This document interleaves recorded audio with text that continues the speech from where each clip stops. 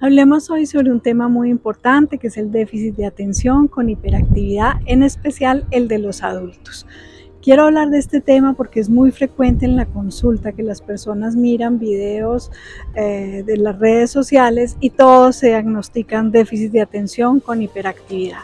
Tengamos en cuenta un primer punto, y es que muchos de estos videos en las redes ya han sido estudiados para ver qué tan ciertos son, qué tan científicos son, y se ha encontrado que prácticamente el 90% de estos videos que hablan de temas de bipolaridad, de depresión, de déficit de atención, son videos hechos por personas que no tienen pues las herramientas para poder hablar del tema, y que inclusive en muchos casos dicen cosas absolutamente equivocadas, y peor aún, a veces dan recomendaciones que no solamente son equivocadas, sino que muchas veces pueden hacer daño.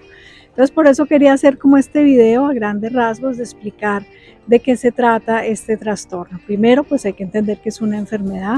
Es muy frecuente que la mayoría hayan tenido diagnóstico en la infancia, porque este es un diagnóstico que se suele dar sobre todo pues cuando uno es niño, cuando está empezando la etapa escolar, que es cuando más se va a notar que la profesora dice que el niño no se queda quieto, que salta por los pupitres, que es muy peleón, que le cuesta fijar la atención, aunque a veces logra entender cosas, pero no logra como quedarse mucho rato en una misma actividad. Esto a grandes rasgos, ¿cierto?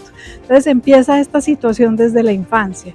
Hay un alto porcentaje de los niños que tienen este diagnóstico que llegan a la vida adulta con el trastorno de déficit de atención. Cuando digo un alto porcentaje, es prácticamente la mitad, un 50% de los niños con el diagnóstico llegan a la vida adulta con este mismo diagnóstico.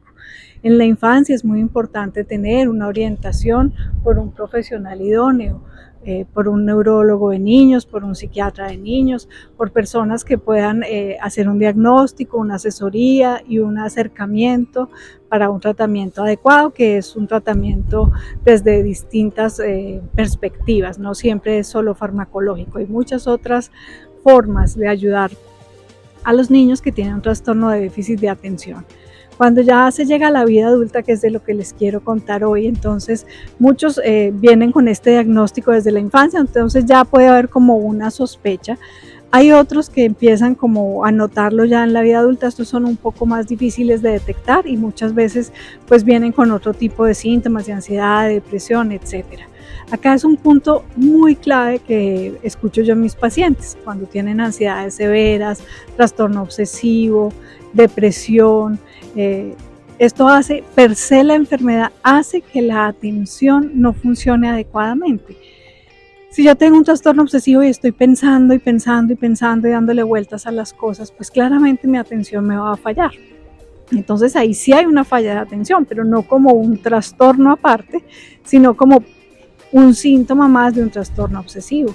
Una persona con depresión está tan metida en su mundo, en su dolor, en su tristeza, que deja de estar atento a lo que hay a su alrededor. Entonces aquí también va a haber una falla de atención, pero no como un trastorno. El trastorno pues requiere de todas maneras una evaluación también por un ojo experto para poder saber si existe o no. Pero coexisten varias situaciones. Uno, pues la persona tiene esta dificultad para fijar la atención por varios minutos, incluso no solamente para estudiar, sino también cuando están viendo televisión, por ejemplo, una película. Uno les pregunta, oye, ¿cómo era la película? Ay, no se pueden quedar quietos, no saben qué pasó, no le pueden contar a uno la historia, porque cuando es solo en el trabajo, uno dice tal vez sí hay un problema de atención, pero no necesariamente un trastorno de déficit de atención. A veces en el trabajo también es porque tenemos muchos estímulos, el celular, el computador, la pensadera, el compañero, y entonces tantos estímulos, o estamos aburridos y no nos gusta lo que hacemos, entonces eso hace que no nos funcione adecuadamente la atención.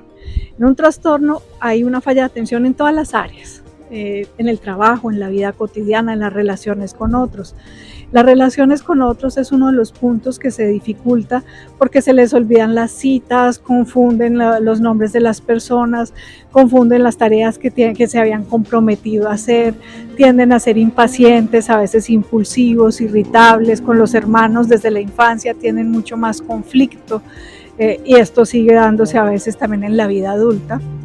Es muy frecuente que este trastorno se asocie también con una impulsividad, y esta impulsividad los lleva entonces a ser más irritables, más impacientes, tener más riesgo de consumo de sustancias, más dificultades en las relaciones de pareja. Entonces fíjense que no solamente es en un área laboral y de aprendizaje, sino también tiene que ver con todas las otras áreas de la vida. Va a haber dificultades para mantener como la actividad en una sola cosa, empiezan a brincar y no terminan como ninguna. Pero no solamente es porque no fijen la atención, sino también porque estábamos hablando que están inquietos, como que les cuesta mucho quedarse no solamente en la atención, sino físicamente en una sola actividad. Aquí a grandes rasgos lo que les quería decir es que no es tan fácil diagnosticar este trastorno, se requiere un experto, mirar toda una historia, y que no solamente es que a uno se le olviden cosas del trabajo o que tenga fallas. Hay una conjunción de síntomas y de situaciones que se presentan para hacer un diagnóstico. Espero que te quede mucho más clara la información. Soy Vicky Pérez, médico psiquiatra. Que tengas un lindo día en armonía.